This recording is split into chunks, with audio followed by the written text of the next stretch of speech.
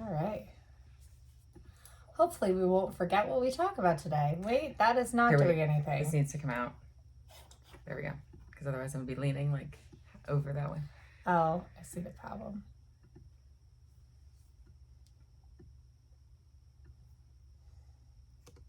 You test our sound. We're good. I think it's fine. We can test. Test. Testing. 1, 2. Test. Testing. 1, 2. Sounds good. Cool.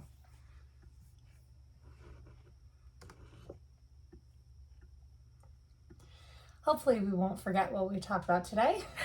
Good morning. Good morning.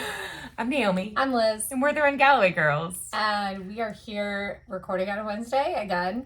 And hopefully we'll publish on a Wednesday that is not next Wednesday. Yeah, I think, But you know what? Everybody out there got a Wednesday episode 2 That's right. weeks in a row.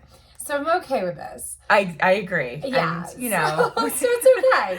It was just like 2 weeks ago that we had a little week break. But we'll just get this published today, and then everybody will get a bonus episode, which will be incredible and amazing and awesome. Yeah, and we leave the studio, and then we have lives. So we just forget to, like, put in all the notes. And so thank you guys for listening and sending in comments. We have a few comments. Questions we're going to cover today. And so I thought that we would kick it off talking about the 2 metrics that I wear. So I wear both an Oura ring, mostly only at night. Sometimes I wear it all day, depending. And I wear my Garmin like 24/7. Like as you wear your Garmin 24/7. They are like, my skin is so white under my Garmin. It's ridiculous. Yeah. So let's talk about, they're both daily health metric recorders. The Garmin has a lot more, obviously, functionality for tracking activity. However, the Oura Ring actually has a lot of that too. It's that functionality is just built into the app. But the question that we got was specifically about comparing HRV sleep training readiness. And I've got to tell you, I've looked at the overall trends. Well, the numbers are completely different. The trends are all the same. I would say the Oura can probably predict with a little bit more like clarity when you're about to be exhausted. And this is because the Garmin takes your resting heart rate from your average resting heart rate from the previous 24 hours, whereas Oura takes it in that moment. And so it's going to alert you a little quicker. So when you start to become ill, one of the things is your resting heart rate will adjust right away, kind of as a warning sign. And if Garmin is still saying your resting heart rate from yesterday is your resting heart rate today, you're not going to get that warning sign. I don't think it's like a matter of days. I think it's a matter of 12 hours difference. Yeah. So the long story long is there's no reason to have both if you're only focused on like your fitness and your training. The one benefit of the Oura Ring, and this is why I got it, was it works with the Natural Cycles app as daily temperature for ovulation tracking and things like that. And I always wanted to track my temperature and but couldn't because I wake up at inconsistent times, and I also have ADHD and I would forget to take my and I had tried using an Ava bracelet before, but again, like putting something else on a different wrist, it didn't feel comfortable. I had thought about getting something called a temp drop, and I just thought, well, the Oura Ring, if it gives some more like health metrics, like that Garmin doesn't give, it might be kind of interesting to have. But the fact of the matter is they're packaged slightly differently, but your readiness score is your body battery. They're very, very, very similar. Or the function of them is very similar. I don't think it's necessarily, and I really hope that didn't cause static feedback, but that cord was really bothering me. I don't think that it's necessarily like one is better than the other, or one's data is that much better than the other. And even compared to something like the Whoop, because I read like 2 articles about this last night, I think you're going to get overall the same data. I don't think any one of these things is alerting you to something that the others aren't. It just might be you might get a little bit of a notice that your heart rate is dropping. Yeah, like that your resting heart rate is dropping a little sooner on something else. But specifically with HRV, Aura flattens out the trend a little bit more, so that can be a little bit helpful so that you're not freaking out over one bad night, because this is so linked to your sleep quality. So linked to your sleep quality. One bad low reading means nothing. 4 in a week means something. Like a trend of it dropping means something. Right. But even when you're looking, like that's why Garmin has the 7-day average. Yeah. That matters way more than the ups and downs of the nights. So you've got to look at that flat average. Now, again though, that flat average might be artificially high if you've seen 3 drops in a row. So start to pay attention to that. Yeah, and or the, like for me right now, my HRV is, if I just look at my watch really quickly at that screen, that home screen, it says that it's low, and it's, and it's like, oh no, what's going on? But then when I go into the detail, I see that although I did have a drop last week, and it was, a few nights in a row where it was getting worse, it's actually gone up into where now, I'm on the other side of it. And so it's better to look at that 7-day and 7-night trend versus trying to worry about that single day. Yeah, and then just remember, like, if you are still in a low cycle, let's say you trended low for 3 or 4 days and that dropped your whole metric average, and then you're starting to feel better, you don't want to look at, oh well, I had last night, I was up 40 points or 20 points, I'm good now. You're not. Cumulative fatigue requires cumulative recovery. And so you can't just go right back to burning the candle at both ends. You've got to take, your recovery is just as important as your training in your training. Recovery is part of training. And remember, like resting heart rate, like your readiness score on the Aura ring is all based on resting heart rate. Yeah. I mean, almost all of it, because my resting heart rate is now up quite a lot. And, and everything is telling me, you're tired, your body battery stinks, you're tired. So yeah, it is just is what it is. Yeah, and so that question was for Karen, who had reached out about it. And, especially, it was specifically because we talked about POTS. And so that was why, I guess, maybe that's why she has both the Garmin and the Aura, and maybe that's why she wants that feedback. You can want a lot of data. And I would actually say, if you've got any dysautonomia, like, I think that's how you say it, where you've got like POTS or orthostatic intolerance or things like that, just remember, like, fueling is really important, fitness is really important. So really, even on those days that you have super low energy, you've got to get out and you've got to work your heart, even if it's just a walk, because and this study will always sit with me about POTS being Grinch syndrome and the heart is too small. And once this doctor in Texas conditioned girls with POTS, and it does primarily affect women and girls, their symptoms did start to get better. And that's something I also noticed with myself when I get sick, 3 or 4 days having the flu, and I am way more deconditioned aerobically than somebody else, because for 3 or 4 days with the flu, I can't move. I am there is no push through a cold. I remember actually thinking that when we were training back in 2018. 2018. We went out for a run. It was after Marine Corps, and you were getting ready for Philly, and we went out, you were doing mile repeats, and I was going to do them with you, and I had just a head cold. That's right. And I made it 4 miles and had to walk back. Whereas Naomi trained the entire cycle with a head cold. She ran a marathon with a head cold. Ran in Chicago, sick. And I'm like, I'm sick. No, I have to go home. I have couch mode. That's all I have.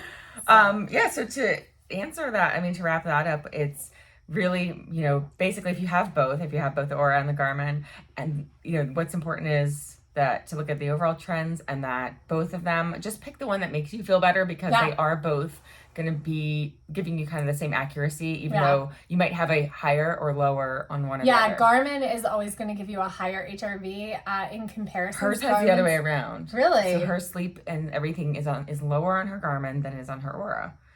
Or her HRV, her HRV is higher in Garmin, but her sleep is lower in Garmin. Yep, and that's how mine is too. My HRV number in Garmin is much higher, and the studies that I read, the articles that I read, said that Garmin's HRV scores are a lot higher. It's quite a bit, about 20% higher than both Whoop and Aura. Oh, so maybe. But it doesn't matter because the number has no significance. It's all the trend. But so maybe the Aura and the Whoop are technically more accurate. But again, like that's not what matters. That number is not what matters. But if you're comparing apples and oranges because your friend has a Whoop or like, and you have a Garmin, then that's why. Or like when you're comparing even with yourself, like just look at the trends. Like my trend line, the way that it curves, like the curve of the line is exactly the same or very close on both. And, you know, it's funny, actually, recently my sleep has not been very good. And my readiness score has been very low for me. Like usually on Aura, I can actually get 99 and 100 readiness. In Garmin, I can never get higher than like an 80 something in sleep. Like an 86 for sleep is like, it's great. It's like 100 amazing for me. Yeah. And like even 100 body battery, like I very rarely get that. And so it's just about knowing what's normal for you and knowing when you have an outlier, when you have something that is bad for you. Right. So I hope that answers the question. Yeah. That all of these things, and here's the thing, if everything's telling you that you're ready and that you had great sleep or whatever and you're tired, take a nap.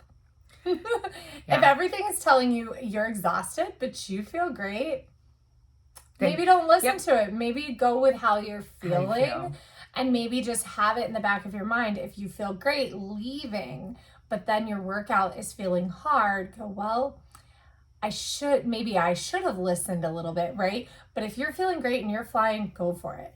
I've got to tell you, there's so many days where everything says, you know, I didn't sleep well. I didn't, like all of my tech metrics are saying, nope, this isn't going to be good. And I get out there and I just have a great run. Yeah. Like that's just like race day, you know, you might have a terrible night's sleep the night before the race.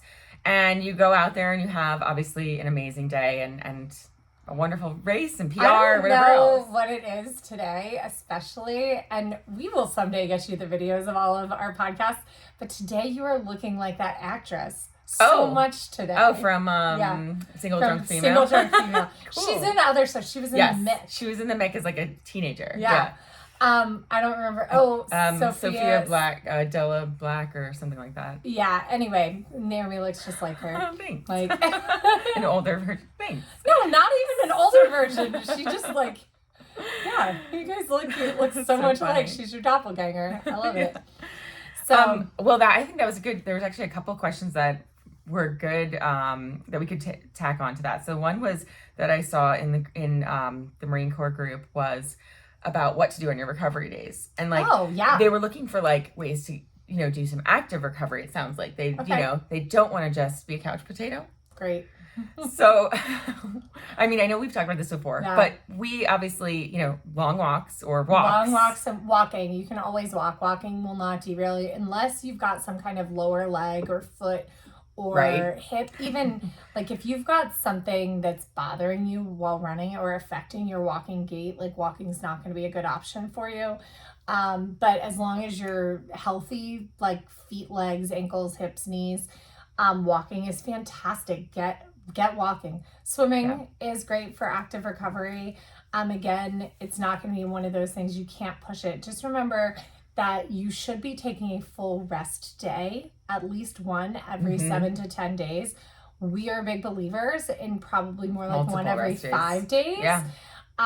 Like we're not big believers in the 10-day side of this and like push through. Like we're big believers in more rest, but then again, we're also getting 10,000 steps on rest days. You know, rest days should not be on like, you know, we're taking multiple rest days and getting those 10,000 steps. If you're doing a rest day only once every 7 to 10 days, you really should be limiting yourself to 5,000 steps that day. You really do need a real rest day. And I know that sounds like so little and like not a fit person at all, but you need to be truly recovered. Yeah, if you're pushing hard on all your like 6 days a week. Yeah, something else you can do on a rest day, on a recovery day, for active recovery is go get a pedicure. Yeah. Like get a little massage, treat yourself to something. I know people want fitness ideas. So swimming, walking. But that's what I think that... Spin your legs on a bike. Yeah, spin your legs on a bike, but not push. Yeah. Really, honestly, you can do so much biking. You can even hard biking as long as you're getting good sleep, as long as, again, your sleep metrics are saying that you're recovering, as long as you're not feeling exhausted and you're fueling well. And that's a big, important thing. You can add so much biking without really any risk. True. Someone did tell me a long time ago, though, a high school track coach said that he hated when his kids were doing triathlon because the muscles required in cycling and running are very different. Mm-hmm. And so I think it matters less in the marathon, but I think if you're looking at real, true short speed, biking could be a bad thing. Derail. It could be a bad thing for sprinters. Because we've been adding biking, and I've been noticing, like, although I'm still using a lot of quad on the bike, which I'm trying to get away from and work all the way around my legs, my quads will be sore the rest of the day and sometimes the next morning, right? And so I think that would derail me from if I were this morning to have to go do if I had to go do 400s this morning, I think that would be a problem because I'm still a little bit residually sore from a bike yesterday. But doing pace appropriate mile repeats for a marathon probably would be okay. Whereas doing 400s for a 5K, you might get into that danger zone. Yeah. So I think you're less risk for injury, but I think you still are at risk for maybe not hitting your paces. Yeah, for overexhaustion. Yeah, because they're like, to train for running, you need to run. To get faster at running, you have to run faster. And that is something that I think people forget, especially when they start doing to finish plans, because there's no talk about paces. And this is a great segue into, if you're running your long runs really slow, how in the world do you run pace on race day? So we did have that question come up. And this is a tough question because a lot of people feel like, if I'm not practicing that pace for a long time, how will I ever be able to do it? And this is just where you have to trust your training. And this is Michelle who said she ran 20 last weekend as her long run. So now she's getting the faith in the distance. The distance is coming along. But it's her first full. Her first full. So it's, she really should not have, Michelle, she should not have a time goal, first of all. It's your first full. There is no time goal. So here's what you're going to do. You're going to take your best recent half marathon. You're going to double it. You're going to add 30 minutes. 30 minutes. You are then going to take that per mile pace. You are going to run the first half of your marathon at that pace. You are then allowed to speed up 10 seconds per mile faster for the last half. Have fun. You will run a great time. Yeah. If you go any faster in that first half, you are going to slow down in the second half, and you're going to be mad that you ever set a time goal for you're not going to ever want to do another marathon. So here's the thing, like, you ran your first 20. That's amazing. Hopefully you did do it 2 minutes slower. Yes. Not than your 5K pace, but then your projected than what she believes race pace should be. Right? Yes. And then you're going to take that marathon out as slow as those long runs. You're going to take it out that slow for the first 5 miles. Then you're going to go just a tiny bit faster. Still so manageable, so easy. You're going to be like, I could do this forever. And you're going to keep just getting a little faster, and a little faster, but just a tiny, tiny, tiny bit. And then at mile 20, you're going to be like, why the fuck did I sign up for this race? Yes. I still have 6 miles to go, but you're gonna chug through it, and you're gonna do it, and you're gonna be amazing. Yes. Everybody's first marathon sucks at the end. Yeah. I don't know anybody who crosses the finish line of their first marathon and is like, I want to do that. Or that was easy. Right. No. Everybody is like, I can't believe I did that. And I think the best way to cross is by going out really slow and then crossing that finish line going, I know I could do even better next time. I can't believe I did that, and I know I could do better next time. I remember crossing the finish line of my first marathon and saying, I never want to run again ever, period, in my entire life. I'm done. This is it. And then I had to walk up the hill from Roslyn to Courthouse to get to my hotel. Yeah. It was awful. That's how you got to recover after Marine Corps is that's how I've always done it. Yeah. Walk a very long way to get home. Yeah, but it was very, very tough. But I'm not sure that I shared the story of I can't remember if this must have been my 409. I remember I started kind of with the 430 group. And I was running along, and like even the 415 group was ahead of me. And I remember running along, and about Rock Creek Parkway, I passed the 430 group, which is 6-7 miles in. And then I remember at the mall, I passed the 415 group. And that was like running the race that way was just so incredible. Like, and I felt so strong and so great. And like, I still had a big slowdown at the end, but it was my third marathon. And yeah, my last 3 miles were like 10 something. And then like my last mile was 11 something. I don't know which year that was, but 2015 was my second Marine Corps. 2013. Okay, yeah. So 2015 is my second Marine Corps, and I had similarly, gone into it without the expectations of trying to run fast. So I were just trying to finish. I had hamstring injury, so I didn't know if I could run it at all. And so Scott and I started together, my husband Scott, and we ran the first 5 miles. We ran 11-minute pace. And like that was slower than my entire race the year before. It was like I'd never run that slow in a race ever. Yeah, ever. And then I ended up, picking it up to where I finished within 3 minutes of the prior year, which was around a 10-minute pace or 10. Yeah. Because it was like a 4:26 or something like that. Yeah. So, but by starting with, and that was only my second marathon, but it was like the first time I ever saw the benefit of slowing or starting way slower than you even think is possible. Yeah. Now I know I can run way slower than that. Like I have. Yeah. That was back in the early days of not really knowing what I was doing.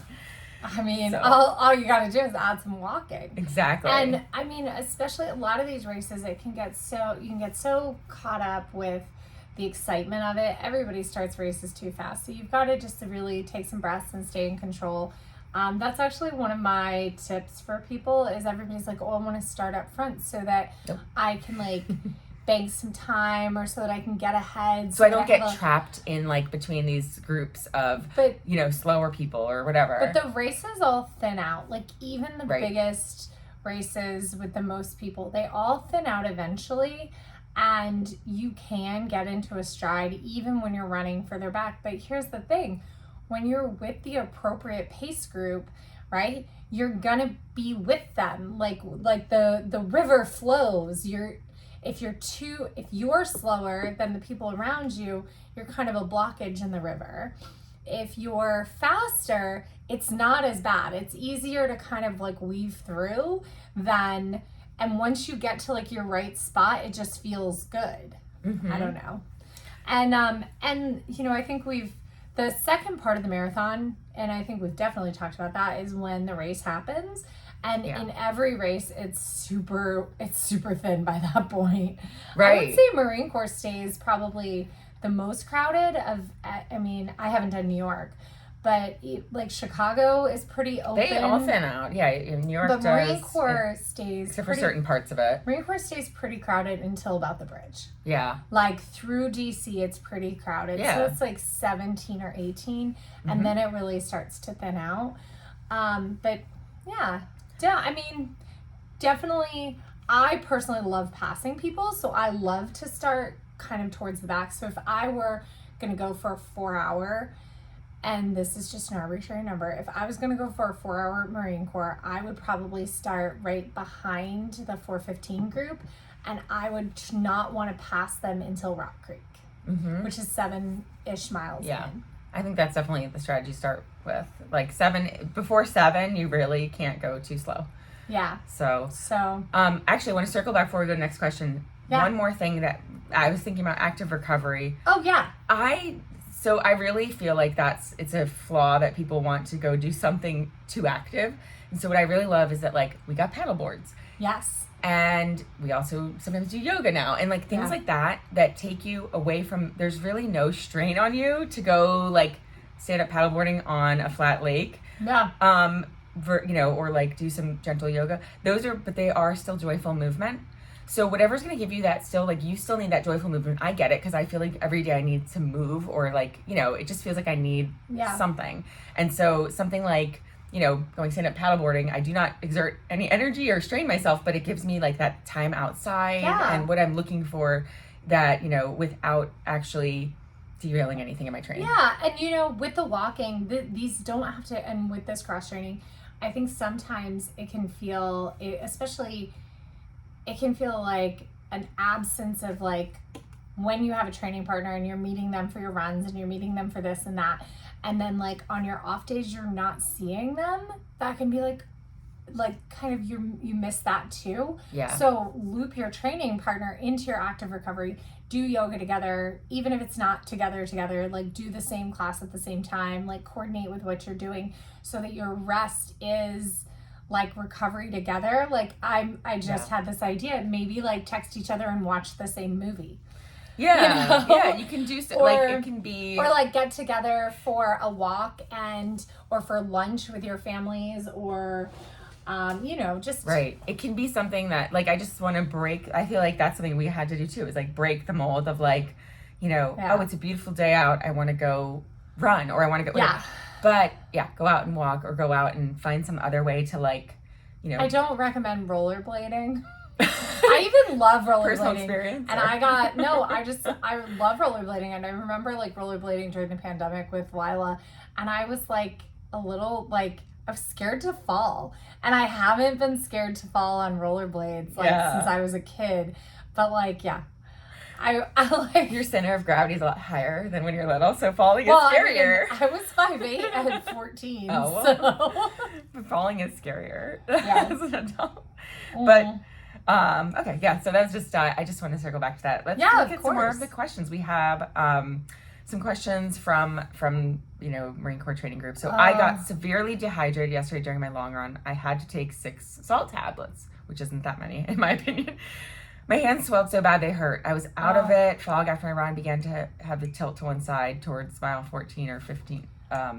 So that sounds to me like a little bit more than dehydration. That sounds like under fueling, although it was incredibly hot. Like, remember, depending on your personal sweat rate, you are going to need a lot more fluid. I think everybody needs a lot more liquid fluid than they think they need running. Like, I truly do. And then I've got to tell you, whatever is on the salt stick bottle is like, I swear their recommendation is not for athletes, because I can take so many of those with no negative effect. I sat at my desk and ate remember when the chews used to come in a roll? Yeah. I ate the whole 10-pack roll. Yes, of the orange chews at my desk in like an hour. Nothing bad happened to me. Right.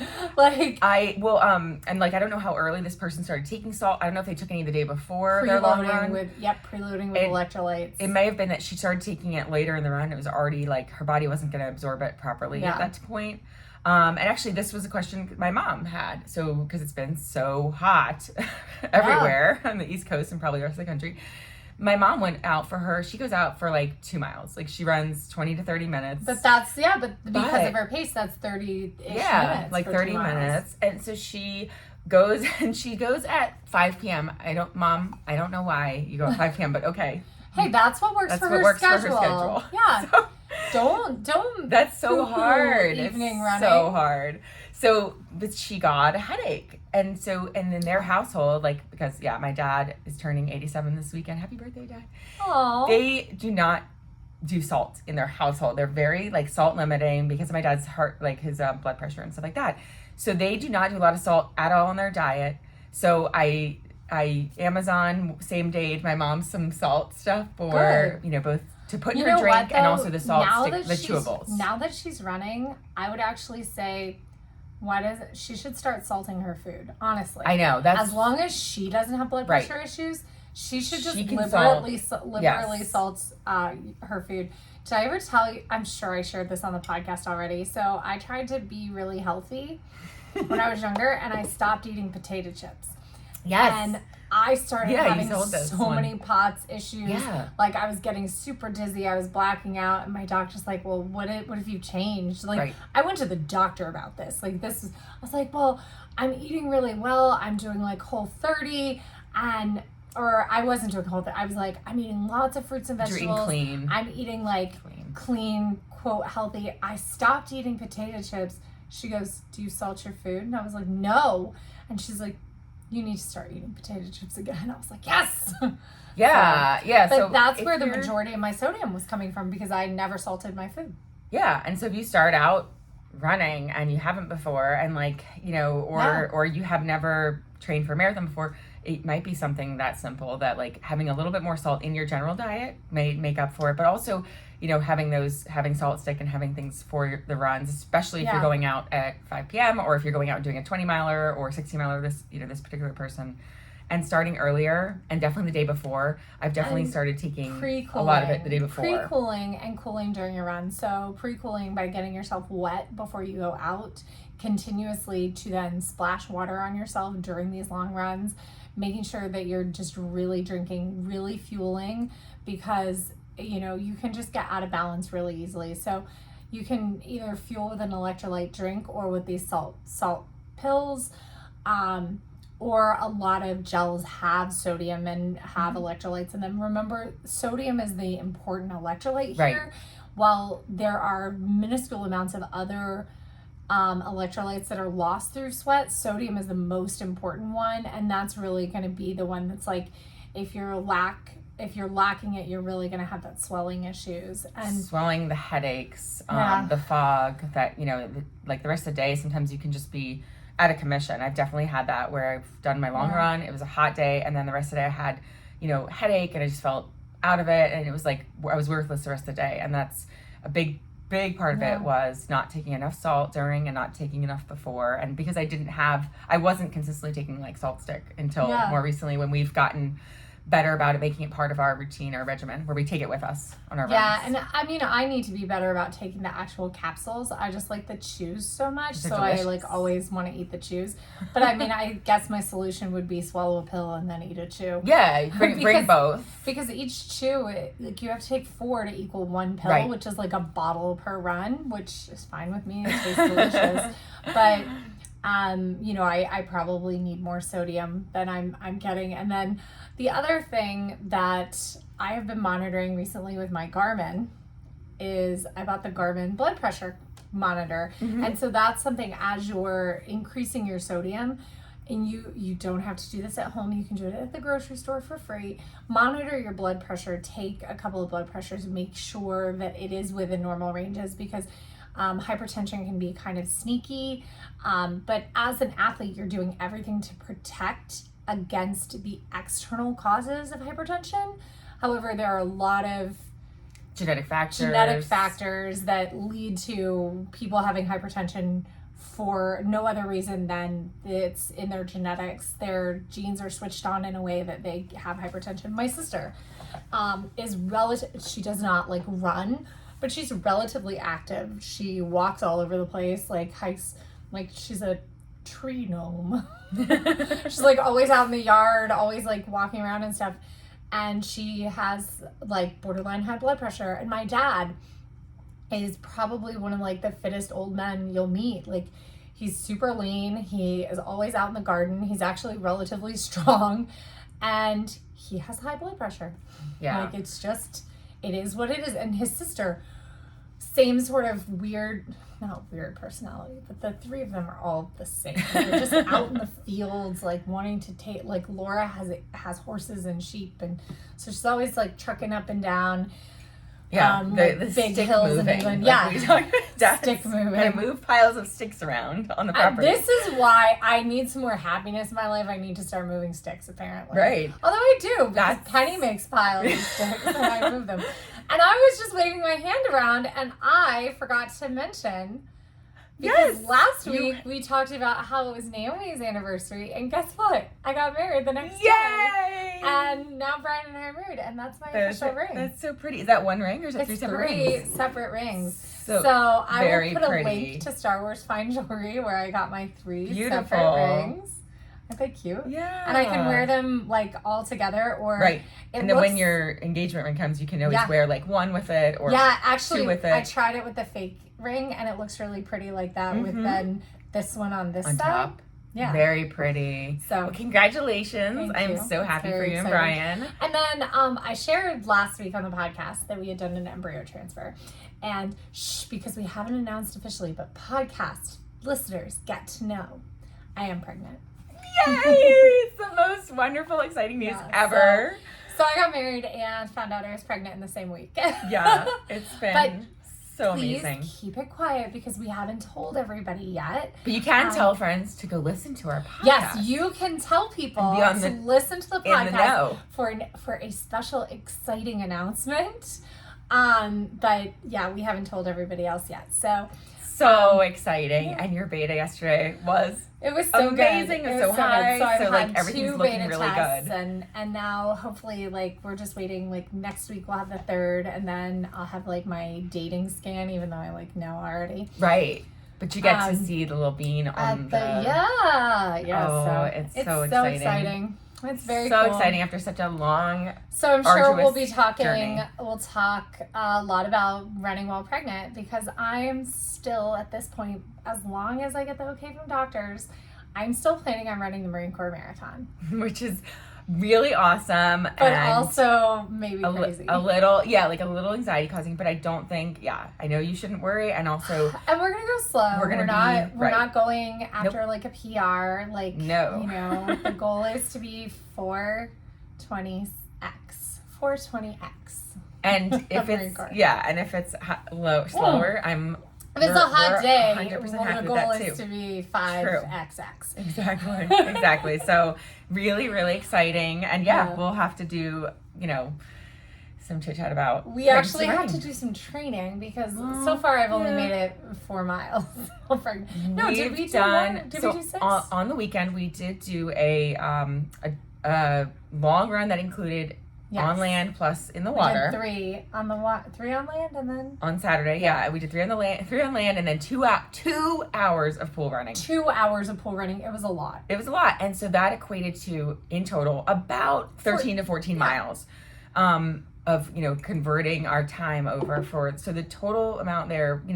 That puts us in a good place to now hopefully ramp up into a little more land running, and then get to like where we can do a 17 and then a 20 and then a 23, and then we have race day, because race day is like 7 weeks away, so it's gonna be great. But so we're doing 17 this weekend, and then we did, I think we're doing 10 this weekend, and then 17 next weekend, and I don't know how much of that'll be on land. We'll see. But this weekend, if we can do 10 out of actually on land, I think that'll give us like the confidence. I would even say we should try to do 10 on land and then still go do another hour in the pool right after.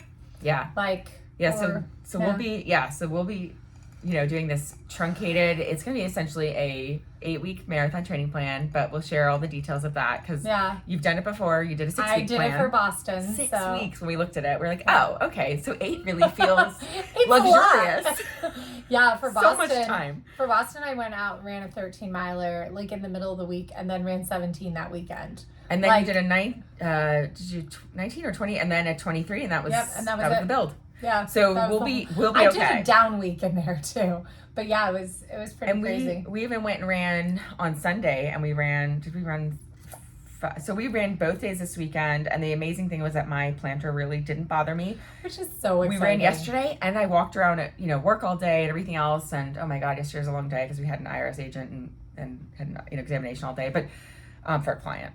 And anyway, I had, I don't know, however many steps yesterday, 15,000, and my foot didn't hurt yesterday. And that was huge, because a lot of times we'd run in the morning, and I would go into work, and like the rest of the day I'd be like cringing that I ran this morning and my foot hurts. And so that's fantastic. So all the like worry that it didn't work is it did something. It maybe set me back, or got me back to, like we talked about, maybe like late last year when I was able to train through it. So I hope that you can stay at kind of this level right through Marine Corps. And then possibly they might recommend do another round to get you over the hump. Possibly, yeah. And then what we did on Sunday of PRP, yeah, probably, maybe. Like if you could get like, I just wish it wasn't so expensive. How much is it? $825. Okay, after you've gone through infertility treatment. Yeah, it doesn't sound like much anymore, It doesn't sound like anything because like I would literally go to the pharmacy for a week and a half's worth of meds and drop $8,000. Yeah, for literally 10 days worth of meds. Yep, $8,000. Yeah. And then maybe have to go back and get another $2,000 worth to finish the cycle. And that just says, our healthcare system is broken, and IVF treatment really needs to be a covered. And my ovarian PRP was $3,500. So. Yeah. Wow. So it sounds like I should definitely get another if it's So and then on Sunday we actually were really, really smart. We wanted to run. Oh, it was so good. It was hot, and we did 3 miles. Yeah. 3 miles. We used to say, 3 miles, like that doesn't count. It's too short. Yeah. And we cut ourselves and we said, you know what? We actually felt really good at that point. I felt like I could run another 10 miles. My heart rate was I felt good. You felt a little my heart rate was from high. And you know what it is that I'm getting used to kind of be like this breathless feeling. Yeah, the pregnancy breathless. Yeah, and then also like just my heart rate being slightly elevated, which I'm sure I'm going to get used to. Yeah, like, you do. I mean, in the first trimester, it feels harder. The breathlessness feels very sudden and weird. And then that was actually my very first symptom. Yeah. I was like climbing the stairs and I was like, yeah. Like, what is going on? And Brian's like, you're fine. Like, you're reading into this. It's not actually a thing. It is pregnancy is what it is. Well, it's like before we found out, he's like, you just think it is. I was like, no, I'm sure that this is what it is. And I was right. And it has been, so we were really smart and cut ourselves short. And so, so we'll keep you guys updated on our training. Now, we did go for a long walk back, which was, again, a way to extend the time on our feet. Right. Which, remember, when it comes to marathoning, time on your feet matters as much as pace. If you have the ability to run, like okay, let's use something like the Slate magazine calculator or a first marathon calculator, not VDOT, not Macmillan. Right. So if you're saying, like, looking at that and you've had the fitness for a half, you've recently done a half or a 10 miler, then you can, with your current fitness, do that slower marathon that those calculators predict with just the training on your feet, even if you don't practice that speed. So that goes back to that other question, how are you going to do that pace the whole time? You will be able to do it, especially if you start out conservatively. Like, this is all, like, these calculators are based on millions of people. Now, VDOT is saying at peak shape. Right. You're able to do that. At fully trained for the distance, you're able to do it. That's Macmillan too. At fully trained for the distance, this is what this equivalency time is. And fully trained is 80-90% of your training plan. So if you've got a coach or you're following a plan, it's 80-90% is actually what you should be striving for. It's not nailing every single and it's not workout. Finish 80% of the distance. No. It's not you have a 20-mile run and you do 16 of it. That's not 80%. Right. You have to do, like, if you have a 20-mile run, you have to be on your feet for 20 miles. Yeah. Period. And you can only run to 16, add a 4-mile walk, people. Also, you probably ran that 16 too fast. Slow down. Slow. Put a 4-mile walk at the beginning of your runs. I know that means that you're pushing it into later in the day, but let me tell you, your dog will be really happy if you go on a 4-mile walk with them, or even like a 2-mile walk before you go out for your run, and all that time matters. She heard us say walk. Penny's like, what are we doing?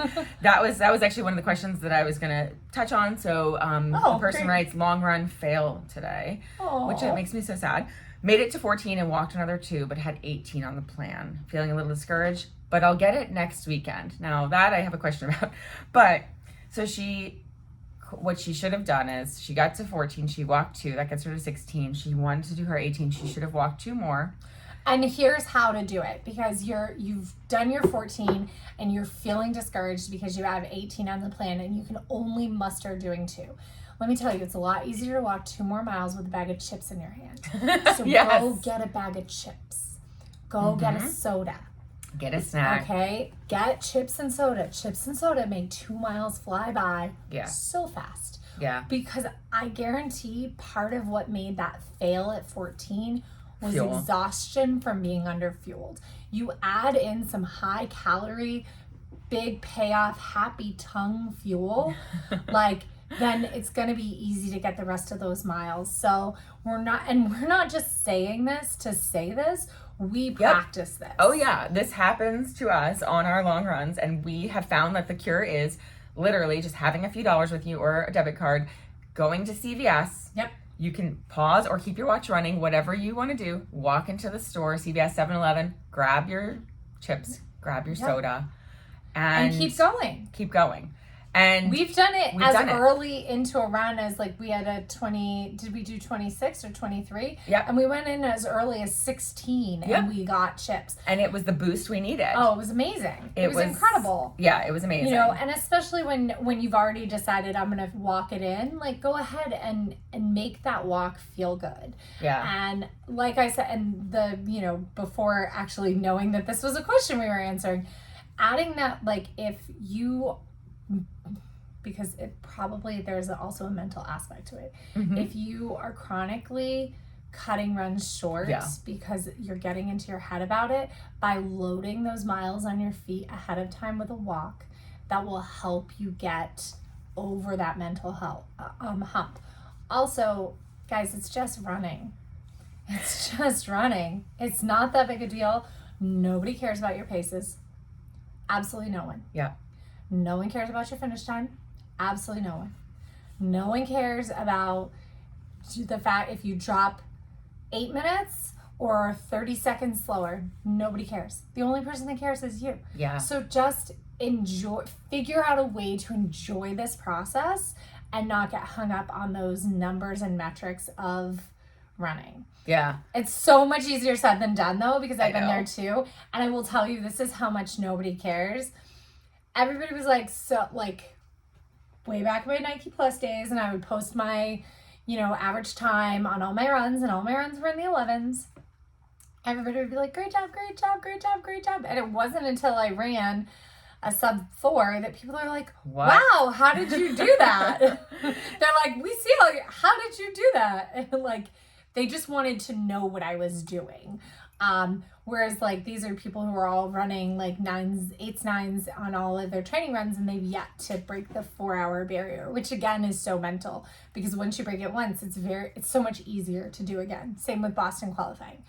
Like these are mental barriers that are bigger than they are physical barriers, because if there weren't these things, then you would just see this like kind of over time linear progression, and you bounce up and down along the line, and like it doesn't feel that big of an accomplishment. But as soon as you put like a line there, like of like 4 hours or Boston BQ, like all of a sudden you can get in your head about that line.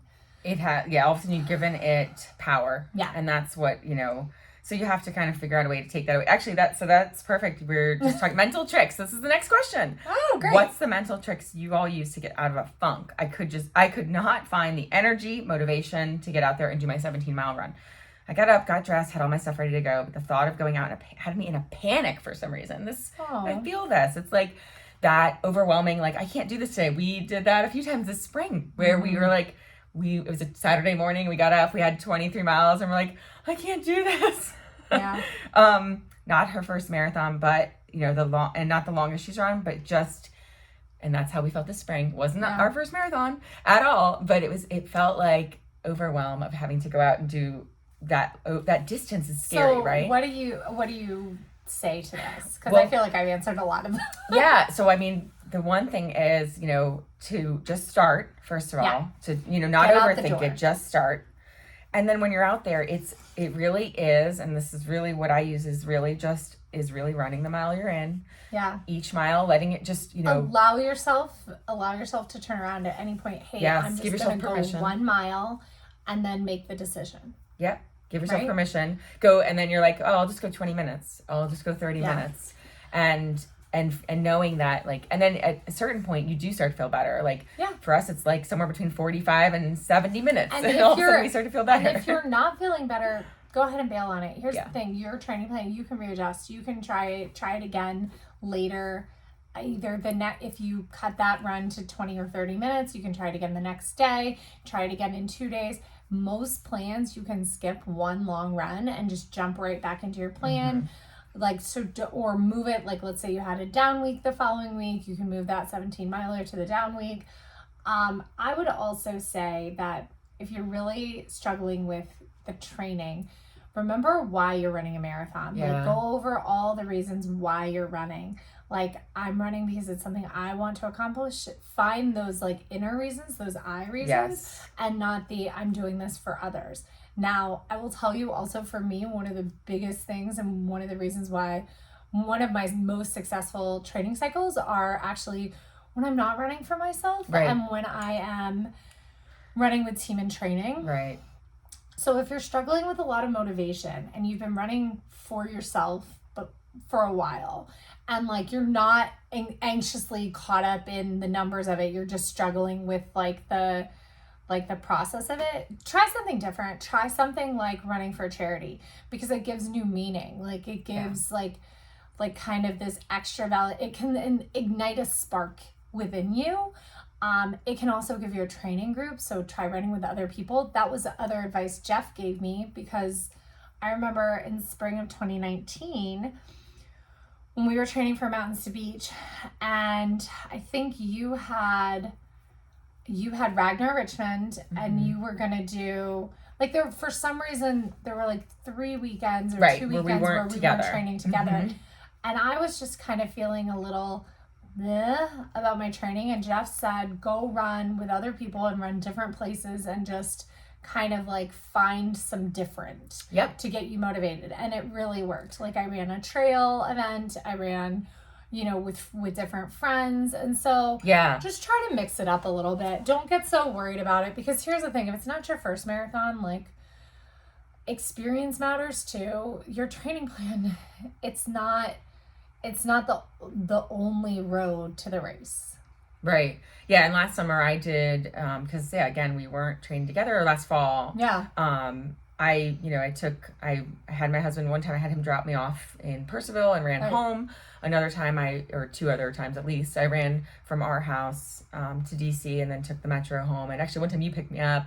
But it was, I did something that was because I knew I was going to be doing it alone, those miles slogging alone. And for me, the only way to have me complete that and not be miserable was to have some reason that, besides for the reasons that I was running, which there were a lot of reasons too, but also just to give myself a motivating thing for that run. So stopping for chips is our new one, but something that's going to like pull you along to where you're like, okay, cool. At whatever mile, I'm going to go, grab my chips, or I'm going to go see this, landmark if you can run to something, which is really cool.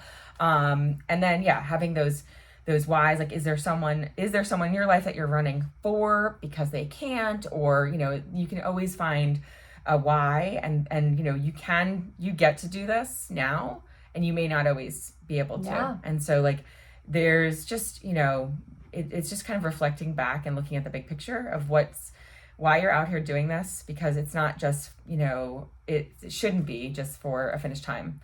You can also use silly things like go for your run and make sure you have your phone with you and say, I'm going to try to take pictures of 27 flowers, 27 different flowers, or like figure out, if you have friends who aren't training for a marathon, see if you can have different friends join you along your run. And that's what I did a lot in the fall of 2019 and the beginning of 2020 when I was training. Like, Naomi was pregnant, and so she would join me for the end of runs. So sometimes I would have another friend run like the beginning with me, and then I'd like go over to Naomi and she'd run the end. Or sometimes we'd have like I would have a 20 miler, so I would have one friend do 10 with me and the other friend do 10. And so there's lots of different ways to mix it up. And, it can be as simple as someone just joining for 2 miles. Like, we did that with your Boston build. Because I wasn't doing a full at the time, and for that spring. And I did like 11 with you when you were doing like 20 something. So I know. And you did the first parts of the run with me. Was it? Which is hard when then you're going off by yourself for the rest. But it's fine. I actually do, like, for me, that actually does great. And then I think it's a motivator still. I joined you for like 4 miles when I was like coming back. When I had 26. Yeah, so she was doing her fall build. And I literally was only up to 4 miles last fall, which is like incredible to think that a year later, like I'm gonna like that we did a full actually this past spring. Right. It was, 4 miles like spent me too, which is like, it's crazy. Yeah. The fitness comes back though. It always comes back. Right. It's not, you gotta, take a step back and look at like the big picture, because you get too hyper focused in the training cycle and so I think I think those are really good advice for this. Now, what are there any other mental tricks? We'll have to go look at Jeff's books because he has great mental tricks. Using mantras. Yes. Like just using like little sayings to get yourself out there. I can do this. I can do this. Or if it's better to have it in third person. Like push power glide or whatever. Yeah. Like and even lying to yourself, I'm so lucky to get to run today. Yeah. Like I'm so lucky to get to run. Or I get to go to Chewy's when I'm done. That is often my like motivation, which I do not run for donuts. I do not run for tacos. I'm allowed to eat whatever I want as long as it's gluten-free because I have celiac disease. But there is no, like, I don't have to exercise to earn my food. But Chewy's is not cheap to order delivery of. So I do have to exercise to earn them, like to allow myself to spend the $50 on lunch for myself. Yeah, that's a good point. But yeah, so look for some delivery fees. Some motivating factors, and then I really like mantras, and I really like the giving yourself all those like pep talks throughout your run and lying to yourself. We forgot the best way to motivate yourself for a long run that you don't want to do, and it is wear a skirt from Sparkle Athletic. Because everyone will cheer for you along the way. That's absolutely true. You look so cute. We love your skirt. Oh, love Is there a race today? Like people ask, what are you dressed up for? We got mistaken for cheerleaders once. It's the best 40-year-old cheerleaders. Yeah.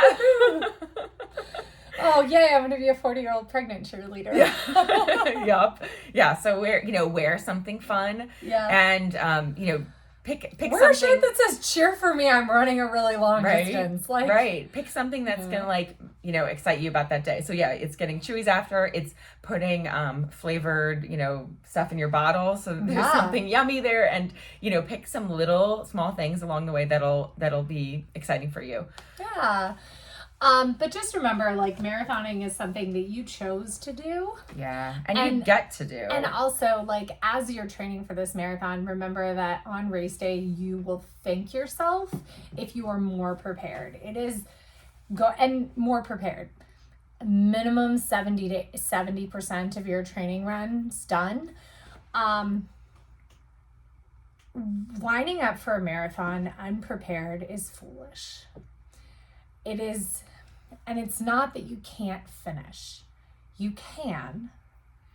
It's that after the race, you will be at a higher risk of things like stress fractures and injuries that are going to take longer to heal, because part of training is getting those muscles and those ligaments ready for race day. Yeah, putting that load on them over and over and over, stressing them over and over and over. Up. Now, while you're doing that, and then you have race day, then it's important to recover for the same reason you've kind of like stressed them to their max. Break everything down. And now they need to recover.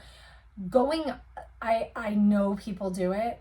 They run 10 miles as part of their marathon build and they show up on race day and they just do it. If you're under 30, great. Yeah. If you're over 30, like, it's possible. If you're over 30, don't do it. Don't do it. You're just asking for something bad to happen. It's the kind of the same thing. You know, I did multiple distance events back to back in 2016 and ended up with a stress reaction in my foot that had me out for 6 weeks before dopey. So from Thanksgiving to Christmas, I was completely out. And then I went into dopey miracle that anyway. You could do dopey, and I know I didn't turn it into a complete break.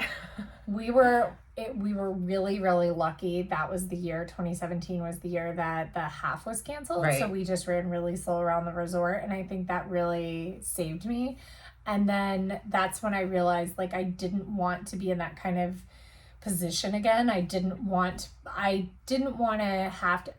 say no to doing back-to-back events. So I knew that I needed to adjust my training to be ready for them.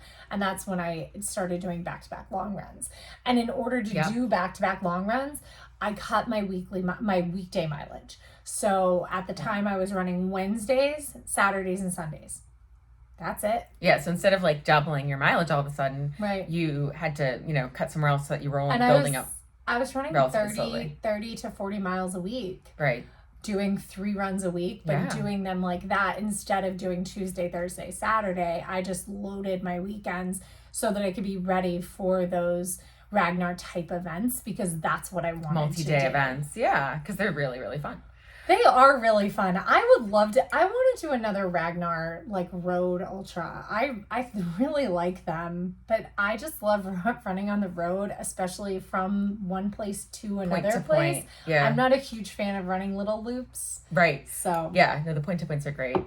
Well, yeah, I think those are some good question and answers that we hopefully helped out somebody out there. I actually thought of another really fun way to motivate yourself is like, but I don't want to tie it to distance, but let's say you know how like back when you're younger, you'd have like a jar that's like your vacation saving up jar or your special thing saving up jar. Maybe when you complete each of these workouts or whatever, you put like some dollar amount that's equivalent to like, let's say, you had a 20 miler, you have to put in, it's $20 or $10. I love the idea of putting $1. I love the idea of putting $1 a mile that you run throughout the year into a jar. Yeah. Yeah, except that I don't want it to be then all about the miles. But I like the idea of that this is like this little thing you're thinking about, like this is my vacation fund that I'm just funding a little bit at a time.